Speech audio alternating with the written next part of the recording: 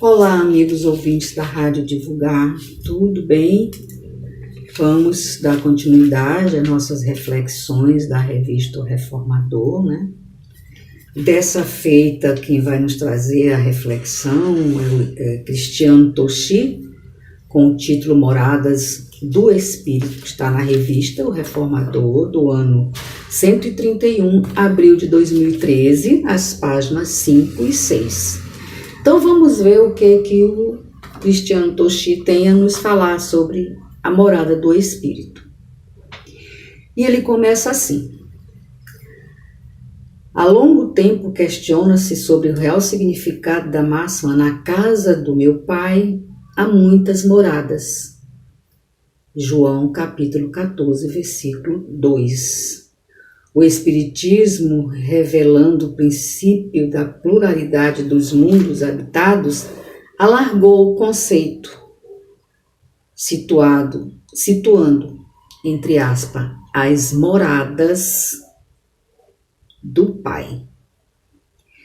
Nos mundos físicos que formam o universo, onde vivem, progridem outras comunidades humanas, localizou ainda tais moradas nos planos espirituais superiores, intermediários e inferiores, onde a vida pulsa com a mesma intensidade dos grandes conceitos urbanos da Terra. Mas não ficou só nisso. Esclareceu que as moradas também representam as infinitas faixas evolutivas do psiquismo, onde se agitam pensamentos e sentimentos em vasta gama, a expressar o estado feliz ou infeliz do espírito. O conceito de moradas como departamento da mente possui estreita relação com a temática paraíso, inferno, purgatório, paraíso perdido e pecado original. Porque tais ideias, sobretudo o paraíso e inferno andam tão desacreditados.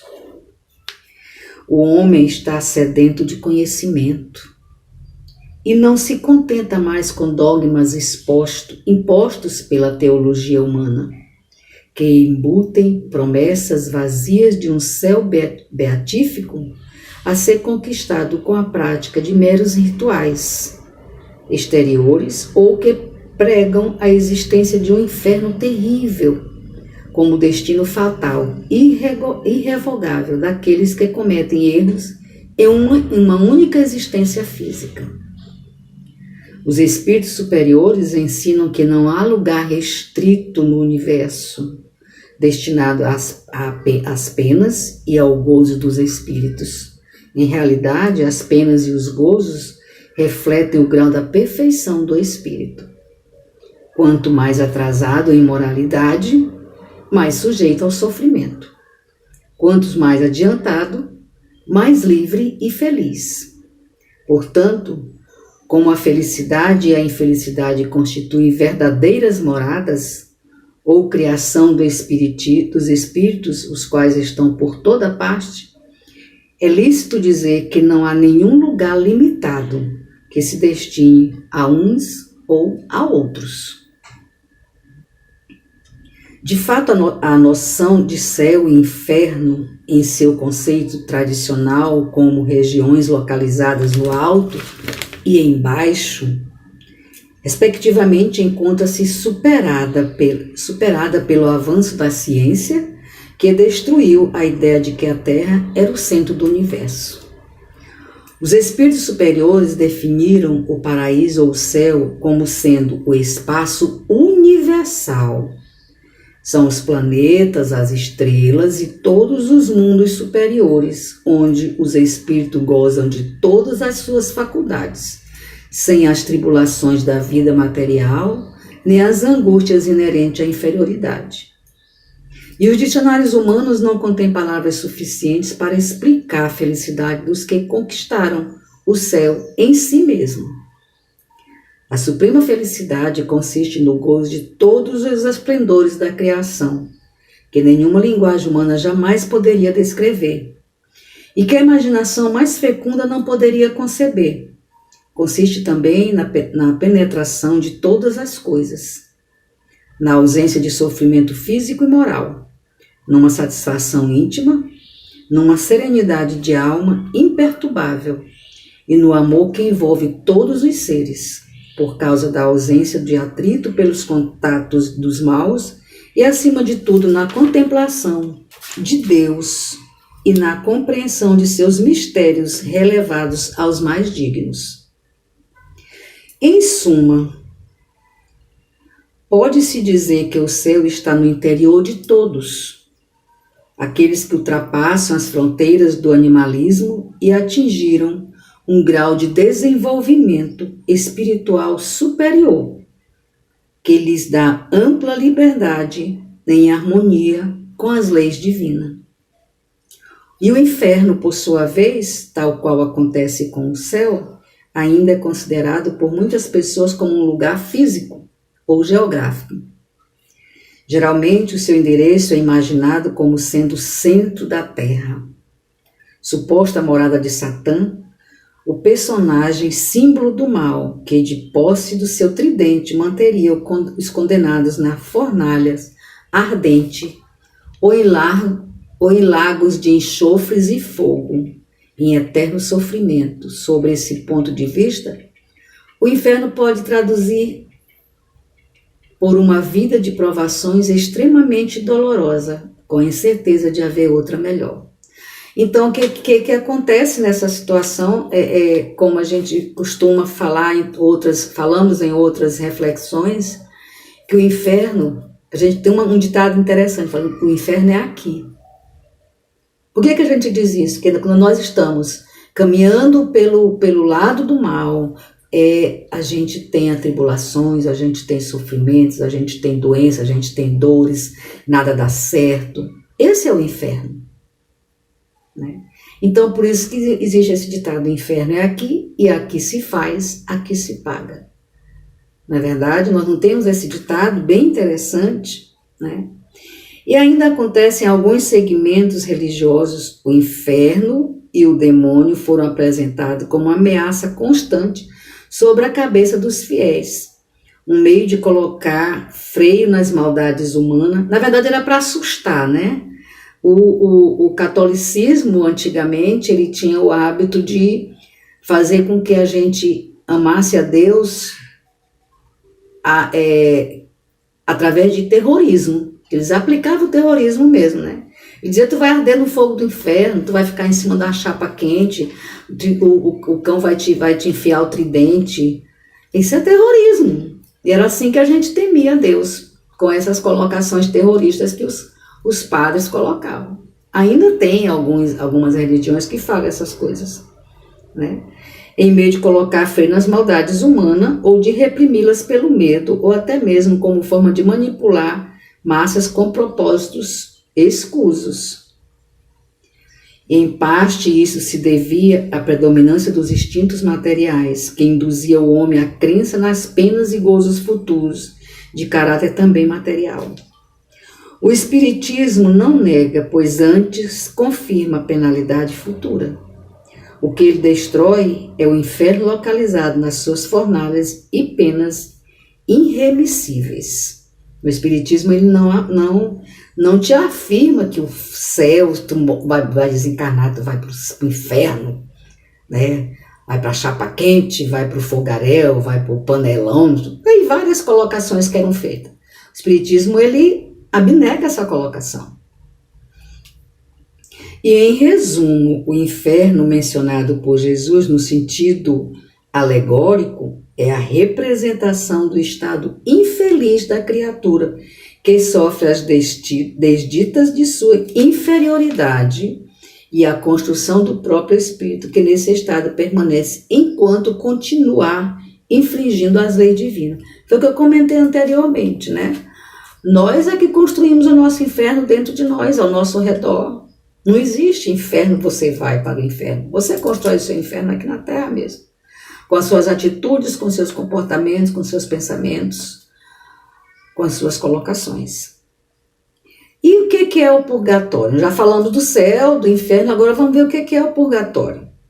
É um dogma criado pela Igreja do século VI, e não consta nos evangelhos. Inegavelmente é muito mais coerente do que o dogma do inferno, que seria uma pena irremissível, visto que, se por um lado propaga a ideia de um castigo, admite por outro um futuro melhor pelo resgate das faltas.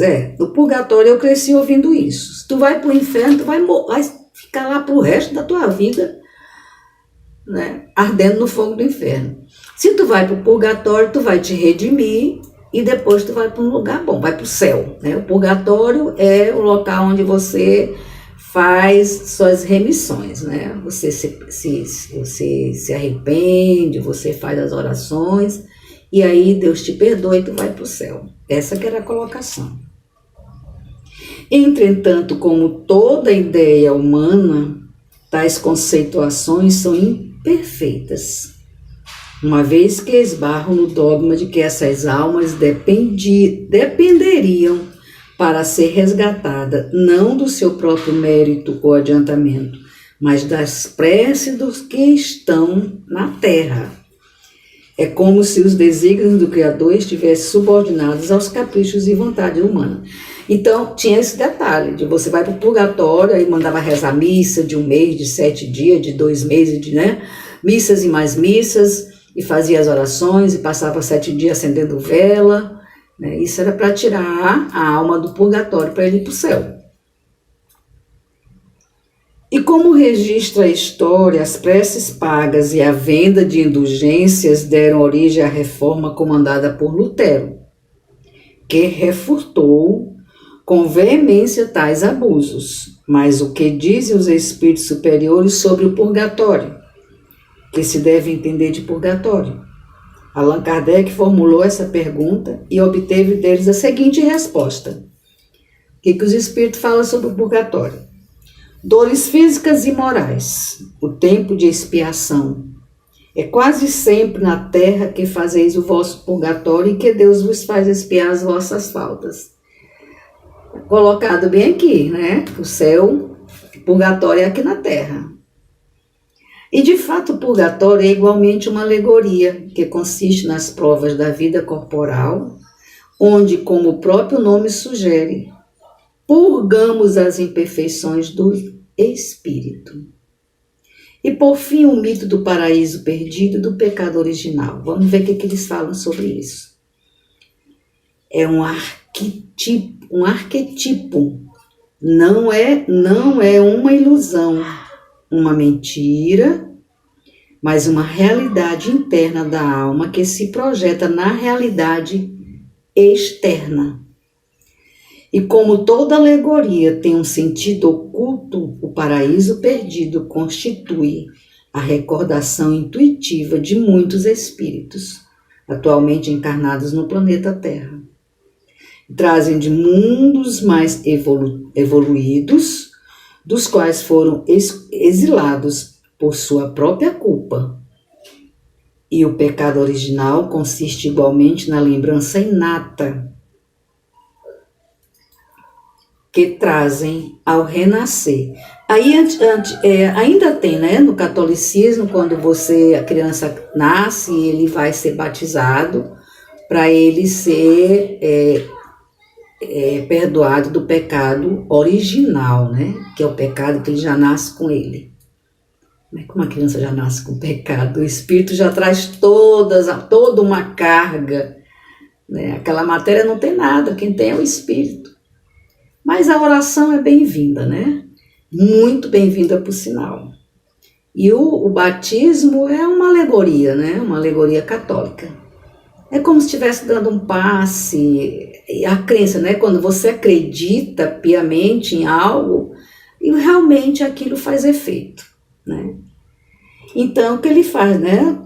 As lembranças inatas que trazem ao renascer dos débitos de outras encarnações, das imperfeições morais das quais ainda não se despojaram, como bem ilustrado pelo Espírito Emmanuel, no livro A Caminho da Luz, e por Kardec, na última obra básica, a Gênese. E há muito que as profecias anunciam por meio de sugestivas alegorias o final dos tempos, sob o signo do Evangelho, bem-aventurados mansos, porque eles herdarão a terra. Mateus capítulo 5, versículo 5. Mundo de expiações e provas, a terra é um orbe de categoria moral inferior, que também enfrenta seus momentos de transição, a caminho de se transformar na esfera de regeneração, onde finalmente o bem sobrepujará o mal. Então essa é a colocação, a resposta da pergunta que Allan Kardec fez para os espíritos, né? O que é o pecado original, o que é o paraíso perdido, e aí ele responde que em muitas das profecias anunciam, né? O mundo diz, nós estamos no mundo de provas e expiações, a Terra é um orbe de categoria moral inferior, sabemos perfeitamente disso. E entramos no final de ciclo, em que se processa lenta e gradualmente a seleção das almas, ou como diz a metáfora, a separação do joio do trigo. E aproveitemos a oportunidade de ter reencarnado neste mundo, escola e oficina indispensáveis ao aperfeiçoamento espiritual. Trabalhando pela própria regeneração, estaremos contribuindo para a implantação definitiva do reinado da paz e do amor no orbe, que ocorrerá quando tivermos banido de nossos corações o orgulho e o egoísmo. Sempre nas minhas reflexões, nos meus comentários, às vezes nos meus estudos, dentro do estudo a gente faz aqueles comentários e eu bato nessa tecla. O nosso maior inimigo do nosso crescimento espiritual é o egoísmo e o orgulho. Ele está no topo, no momento em que você é egoísta, você não olha para o seu irmão do lado, você não divide o seu pão, você se fecha no seu mundo, na sua concha, você é como se você fosse único na esfera terrestre, você não se contradiz com as pessoas ao teu redor, não se importa se está sofrendo, se está feliz, você vive teu mundo e aperta o botãozinho, né? Do cada um por si, Deus por todos. E o orgulho é quando você não tem humildade suficiente para pedir perdão, para perdoar, para olhar para dentro de si, para ouvir a sua consciência, para admitir eu errei, eu pequei. Senhor, me ajude a atravessar essa ponte, me perdoe essa caminhada errada. O nosso orgulho não deixa a gente fazer isso. A gente bate na tecla, eu estou certo, meu caminho é esse, quem não gostar, eu não estou nem aí. Não é assim que a gente fala? Quiser gostar de mim assim, gosta, que não quiser. Estou aqui, estou vivendo a minha vida, e quem quiser que viva a sua. Isso aí chama-se orgulho, egoísmo. E isso é que atrasa o nosso crescimento espiritual. Quiçá estivéssemos já sem esses dois sentimentos, né, tão fortes, e que leva a outros e outros e outros. Essa leitura de hoje, essa reflexão de hoje, ela nos deixa bem claro que o nosso mundo, a nossa existência, o que é bom e o que é ruim ao nosso redor, somos nós que criamos. O nosso inferno somos nós que criamos. E o nosso céu também somos nós que criamos. Depende de nosso comportamento, depende das nossas atitudes, depende da nossa evolução espiritual. Então nós precisamos acordar para essa situação, que aqui também na reflexão fala sobre o mundo de provas e expiações e que nós estamos entrando no mundo de regeneração. Então nós precisamos acompanhar essa regeneração, precisamos nos regenerar. Não é o mundo que vai se regenerar, somos nós que vamos nos regenerar. Somos nós que precisamos fazer o nosso acerto interior. E aí ele vem, se expande ao nosso redor, ao nosso exterior. Mas a nossa mudança tem que partir de dentro de nós. Não adianta nós falarmos, nós temos que agir, temos que pensar e temos que confiar e acreditar. E aí eu torno a repetir aquele mantra: orar, orai e vigiai. Vigiar nós mesmos, não é para vigiar o vizinho do lado, não. Nós é que nós temos que nos vigiar, o nosso comportamento, as nossas atitudes, né? E acreditar piamente que nós somos espíritos filhos de Deus, que não existe nenhum melhor do que o outro, nós estamos no mesmo patamar. Apenas alguns estão aproveitando com mais fervor essa oportunidade, mas nós viemos no mesmo patamar. E nós vamos evoluir, depende de nós, somente de nós. E quando eu penso nisso, que eu sei que é a realidade, a minha evolução depende de mim, meu Deus, me ensina a seguir o teu caminho. Me conduz, me induz, me orienta para que eu possa seguir o teu caminhar. E muito obrigada mais uma vez pela companhia. Eu espero que eu tenha conseguido transmitir essa reflexão como se faz necessário para vocês, meus ouvintes, para mim que também aprendo com vocês. E muito obrigada pela audiência, pela oportunidade de estar dividindo com vocês reflexões tão salutares. Wanda Barros, para divulgar.net. Fique com Deus. Até a próxima.